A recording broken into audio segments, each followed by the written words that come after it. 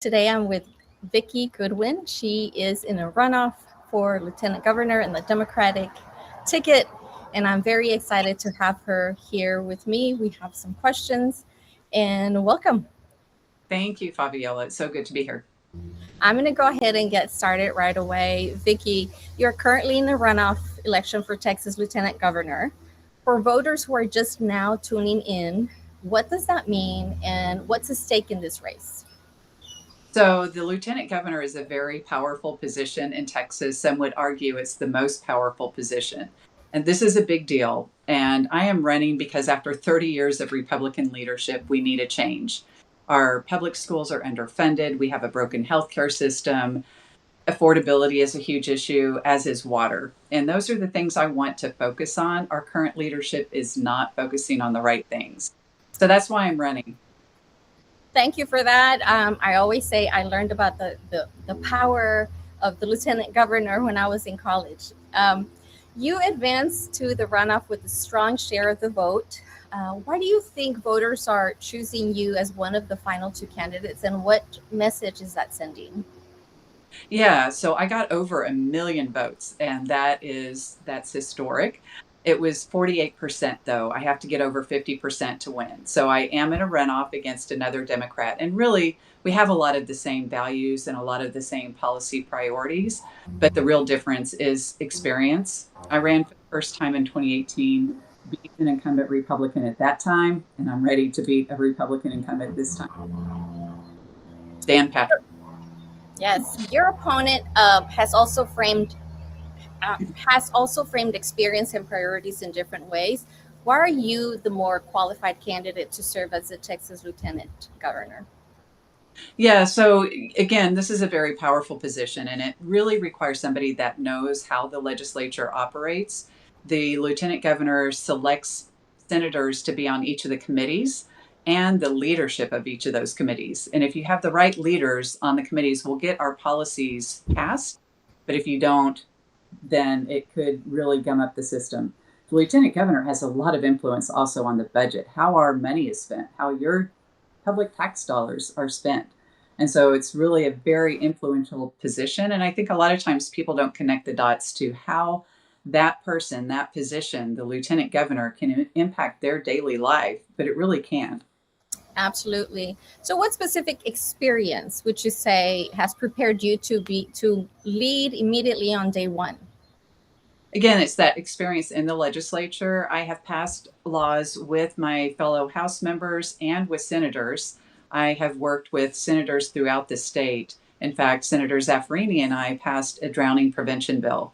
Senator Alvarado and I passed a violence prevention bill. Senator West and I passed a bill around food resiliency. So having those relationships will be incredibly helpful as lieutenant governor. I know what area of expertise the different senators have, and we will have a great working relationship from day one so that we can get our Democratic priorities passed. I've also done 2 quorum breaks with my fellow Democrats in the House, and so I have very strong relationships with many of the members. That's very good to hear. But how would you get things done in this very divided political environment?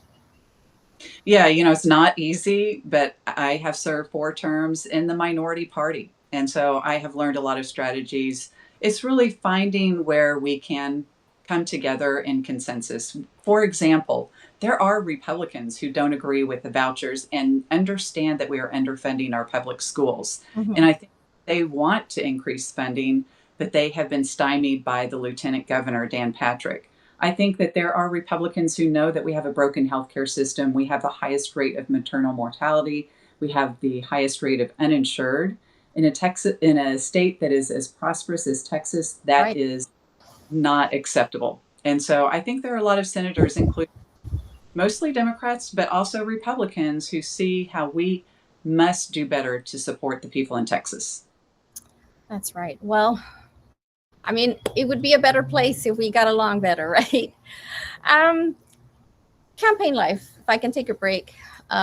What's the funniest and most unexpected thing you've experienced on the campaign trail so far? The campaign trail is always an experience. I love traveling around the state of Texas and talking to people in other parts of the state. And sometimes, that people are very, they want their area to be pronounced a certain way. And just the Yes, other night, I was in Baytown. Baytown area Democrats hosted me for an event, and I accidentally said Bay Area Democrats, and they said, "Oh no, it's Baytown." So, that's different. very important to get the name of the town correct. That's true. That's true. If you go to my little county, where I'm from, I live in McAllen. I'm going to be living here for forever, retired. But if you go to my little county of Zapata, people say Zapata. Any other way, it sounds foreign. So yeah, Zapata. When you go, Zapata. yes, Zapata. Campaigning is intensive. I have so much respect for people that are going through the campaign. Constant travel, long days, tough conversations. How do you stay grounded, and what gives you energy? What keeps you energized? What keeps you going? I would say it's family and it's colleagues and my staff. So my family, obviously, my kids are grown and out of the home, but my son just had a child, so my first grandchild, Your and that's grandma. I get pictures from them every day. They live in Pennsylvania, so they're not just around the corner where I can visit them anytime, but they do send a lot of pictures and videos of the baby. Oh, Um, my husband travels with me a lot of the time, so he is often my driver, and so that gives us an opportunity to spend time together, hmm, um, and together as we're driving around the state. And then right. I have a great staff and colleagues in the house, so we have lots of conversations about the challenges and just how critically important it is that we have a change of leadership. All right. So voting access. Moving on. Um, well, public education. Let me go to that.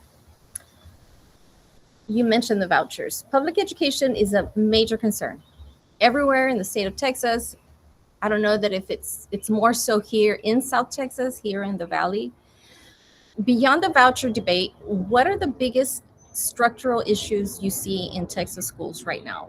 Um, how can you help with those vouchers? Can you Yeah, repeat? Had interviewed you in the past, and you mentioned something that I had no idea. And this is why I do what I do. I want to educate people. I want people to hear what candidates have to say. I want them to learn what the positions actually do. What does a lieutenant governor do?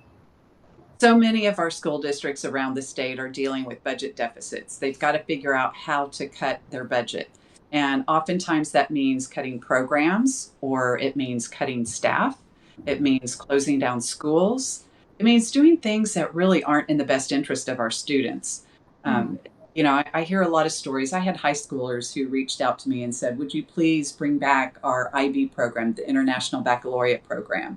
And of course, I want them to have the programs that they are there in school that get them excited and get them to want to learn. And so it's really unfortunate when school districts have to cut those programs. There's also a lot of school districts are going to 4-day school weeks. And we just had the Texas Education Agency commissioners say that it looks like test results are showing that is not good for our students. So Mm. unfortunately, the underfunding is having tangible impacts, and we've got to turn that around. We have money in the state of Texas. We underspent what we could have last budget cycle by $4 billion. That's some money that could have gone to our public schools, making sure that we're keeping class sizes small enough so that teachers can manage their students. Mhm. Often when your class gets really large, it's hard for the teacher to manage. I've also heard from a lot of teachers who feel like they're unsupported when they have a behavioral issue in the classroom, and we've got to figure that out because I hear it too often. And at the end of the day, we all want the same thing. We want our kids to be able to learn, to read well, to write well, to know how to do math. And when we see the scores are decreasing, we should be looking into that and figuring out how do we do better for our schools. Something that I've been reading about recently is about the AI curriculum. That's not going very well. I'm a teacher, 20 plus years experience, and I want to go back to regular textbooks. Forget computers, forget phones. They're so there's such a big distraction, and now AI involved. I couldn't do it anymore. It's like I can't do this. But anyway, I'm glad. I hope the teachers are paying attention. This is a very important race, and the right candidate is very, very important to put on the ballot for November. Talking about teachers, I left teaching because of the issues. So many issues. Many are leaving the profession at high rates. Yeah, that's unfortunate. What are your priorities to stabilize pay, morale, and classroom conditions? What can you do as a lieutenant governor, Vikki? So the lieutenant governor can make sure that the school funding formula that we pass works for our school district. So let me give you an example there. In the last budget cycle, we created a teacher incentive allotment that not every school district participates in it. Mm-hmm. And so there's teachers who are being left out of getting raises when they deserve them. Mm-hmm. And so we need to make our school funding formula less complicated and leave it up to our school district superintendents, principals, to make the decisions that they know are right to make sure that they're paying their teachers what will keep them in the profession. So many of the people in our classrooms aren't certified. Mm-hmm. They're not certified teachers. And so then we see the issues that maybe they haven't been taught how to manage a classroom. And that goes back to we aren't incentivized. We aren't making it an attractive job. Mm-hmm. And we've got to make sure that we are making it an attractive job. It's one of the most important jobs out there. Absolutely. In the last interview, you said something about vouchers. You would be able to stop funding for vouchers. Can you explain that again? Yeah, so the lieutenant governor has a lot of influence on what goes in the budget, and I've made the commitment that I won't pass a budget that has any money going towards vouchers. Okay. Teachers, Vikki Goodwin here. Listen up, pay attention. On voting access, Texas voters are often, they face confusion and barriers around voting rules. We are one of the most suppressed states when it comes to voting, but there's also a big structural issue, talking about structures again, gerrymandering, and how districts are drawn and redrawn and not waiting for the census year. How do you see that role? How do you see the role of the lieutenant governor in addressing fair representation? And what supports could you make once you're in office? Yeah, that's a great question. You know, we saw with Trump saying that he deserved 5 additional Republican seats here in Texas, that Texas said, the governor and lieutenant governor said, fine, we'll redraw our district. So I want not just a state law, but I would like to see a federal law that says you can only redistrict once every 10 years within 2 years of the census, because that's why we redraw our district, because population has changed. We need to know the census numbers. We need to base our districts on that. So I'd like 3 things in the law to say that you can only redistrict one time every decade within 2 years of the census, that you can't use partisanship to draw the lines, and that you have an independent redistricting commission. It shouldn't be up to us as legislators to draw our own lines. That's great. We need to get you there, Vikki. Here in the Rio Grande Valley, water scarcity is becoming one of the most urgent issues in South Texas. What should state leadership be doing differently right now to address long-term water security? You know, water is becoming an issue all over the state, particularly with the growth of data centers. But there's such a concern that, number one, it's going to drive up the cost for us as homeowners, but it's also impacting our agriculture, our farmers. And so we've got to do better planning as a state. We have this very patchwork system of groundwater districts, and we have this law called rule of capture. So if someone buys a piece of land, they can draw out all of the water underneath it. Mm-hmm. There's a lot of issues around water. We did create a water fund, but it's only a small drop in the bucket in terms of the amount of money we need. And we should be spending so much time on this issue, making sure that industry that uses huge amounts of water, making sure we are planning for the future. We're not allowing too many data centers to come in components to it. But overall, we just need to be spending more time on that issue, less time on some of the controversial issues. On healthcare access, Healthcare access remains a major issue as well. And here in the border and the rural communities, it's a big issue. Why is expanding access to healthcare still one of your priorities? I was reading on your platform. How does the lieutenant governor have a say in it? So, we have not Medicaid. So there are a lot of people who don't have the ability to go see a primary care doctor. They don't have health insurance through an employer and they don't fit the qualifications to get Medicaid. We could have expanded Medicaid to allow for more people to get their health insurance that way. But since we didn't, we are stuck in this position of having the highest rate of uninsured, and it's impacting our doctors too. But Mm-hmm. I would create our own state health plan for kind of like a risk pool for people who don't have insurance from their employer, and make sure we're putting an emphasis on preventive care, because we know that preventive care is less expensive. When somebody lets their health go, they may end up in the emergency room where it's the most expensive care. Outcomes are better when you're addressing them early on and less expensive.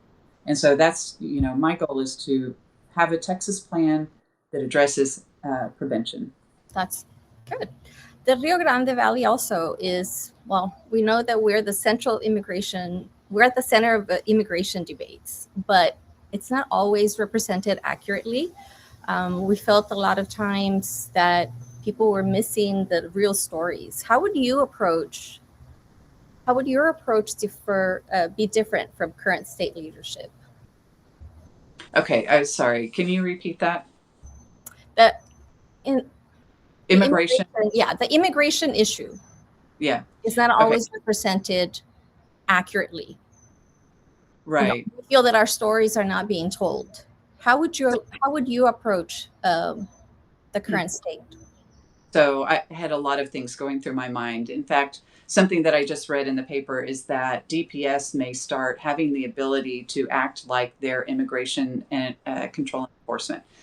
Um, that's a federal responsibility, and for our local communities to feel safe, we can't have our local law enforcement detaining and deporting people.